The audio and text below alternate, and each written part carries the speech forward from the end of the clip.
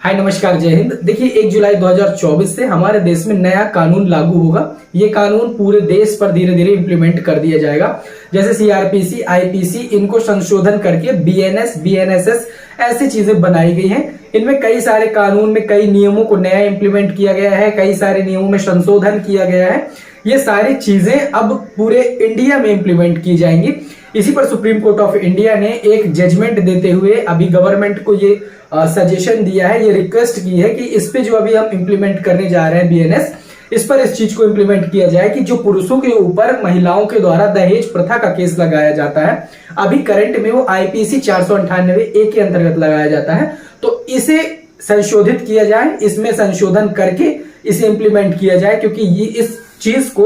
महिलाएं एक हथकंडे के रूप में इस्तेमाल करती हैं पुरुषों के अगेंस्ट में। ऐसा समाज में आप देखेंगे, बिल्कुल फैक्टर भी है, ये सही बात भी है कि जब भी आप देखेंगे कि दहेज प्रथा का कोई केस लग रहा है तो वहां पर 10 में अगर हम एवरेज बात करें तो आपको 8 केसेस फेक मिल जाएंगे। और ये 8 केसेस जो लगाए जाते हैं ये सिर्फ और सिर्फ परेशान करने के उद्देश्य से, ससुराल वालों को टॉर्चर करने के उद्देश्य से, बदला लेने के उद्देश्य से, अपनी आपसी रंजिशन के उद्देश्य से ऐसी चीजों में यूज कर दिए जाते हैं, छोटे छोटे चीजों को लेकर। तो सुप्रीम कोर्ट ने जो जजमेंट दिया है उसमें ये रिक्वेस्ट किया है और ये भी बताया कि अब इसको पुरुषों के अगेंस्ट में यंत्रवत लागू नहीं किया जा सकता और कौन कौन सी महिलाएं नहीं लगा सकती है ये भी सुप्रीम कोर्ट ने बताया है। उस पर चर्चा करेंगे। अगर चैनल पे नए हैं तो सब्सक्राइब करके नोटिफिकेशन को इनेबल कर लीजिए। तो सबसे पहले ये देखते हैं कि कौन कौन सी महिलाएं नहीं लगा सकती हैं दहेज प्रथा का केस। तो सबसे पहली बात कि अगर आपके घर में रोज रोज के झगड़े हो रहे हैं छोटे मोटे, सपोज करिए कि रोज के छोटे मोटे झगड़े पति पत्नी के बीच में जो होते रहते हैं, उनको लेकर अगर आप चले जाए पुलिस स्टेशन और आप बोल दें कि 498A जो कि अभी जो बीएनएस है उसमें 85 सेक्शन और 86 में रखा गया है, उसके अगेंस्ट में अगर आप दहेज प्रथा का केस लगाएंगे तो यहां पर केस नहीं लगेगा। दूसरा, अगर आपकी ससुराल वालों से नहीं बन रही है, जैसे कि सास ससुर से नहीं बन रही है या फिर वाद विवाद हो रहा है खाने पीने को लेकर, किसी भी चीज को लेकर, तो आप जाकर कंप्लेन कर सकते हैं। अगर कोई आपके ऊपर परेशानी, आपको टॉर्चर किया जा रहा है, लेकिन उसमें आप डायरेक्ट दहेज प्रथा का केस नहीं लगा सकते हैं। दहेज प्रथा का केस छानबीन करके लगेगा। तीसरी बात यह है कि अगर आपका कोई जिद है, सपोज करिए कि आप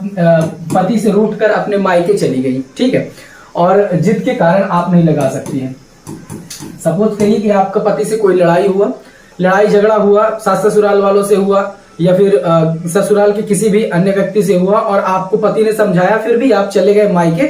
मायके वालों के उकसाए में आकर, अगर आप मायके वालों के उकसाए में आकर या दोस्तों के उकसाए में आकर दहेज प्रथा का केस लगाने की सोच रहे हैं तो केस नहीं लगेगा, क्योंकि छोटे मोटे झगड़े जो होते हैं वो दहेज प्रथा, रोज रोज के जो झगड़े होते हैं वो क्रूरता की श्रेणी में नहीं आते हैं। सुप्रीम कोर्ट ने इस बात को अचित Gupta versus state of Haryana के जजमेंट में स्पष्ट रूप से बताया और इसी जजमेंट में इन्होंने गवर्नमेंट से रिक्वेस्ट भी की है कि संशोधन किया जाए इस कानून में। पुरुषों के और पुलिस को भी इस बात को नसीहत दी है कि आप यंत्रवत पुरुषों के अगेंस्ट में दहेज प्रथा का केस 498A को इंप्लीमेंट नहीं कर सकते हैं। यहाँ पर जो पांचवी चीज, अगर आप अलग रह रहे हैं, सपोज करिए कि किसी कारणवश आपका लड़ाई झगड़ा हुआ, आप अलग रह रहे हैं या फिर आप तलाक लेने की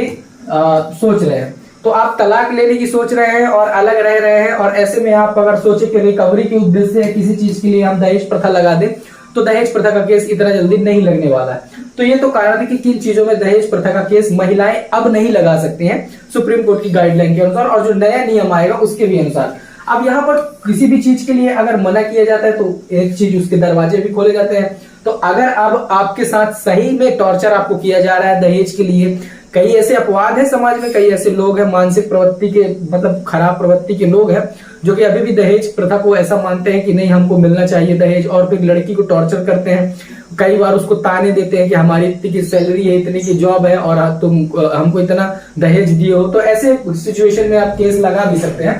पहला सिचुएशन, अगर रोज रोज आपको दहेज के नाम पर ताड़ना दी जाती है, जैसे कि आपको सुनाया जाता है या फिर आपको ये कहा जाता है कि आपने इतना दहेज नहीं दिया, हमारी व्यक्ति की मांग थी,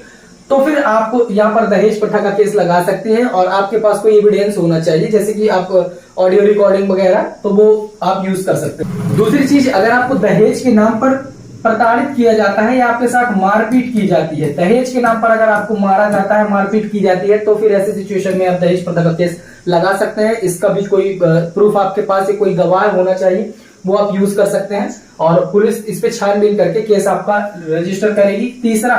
अगर आपको धमकाया जाता है, जैसे कि सपोज करिए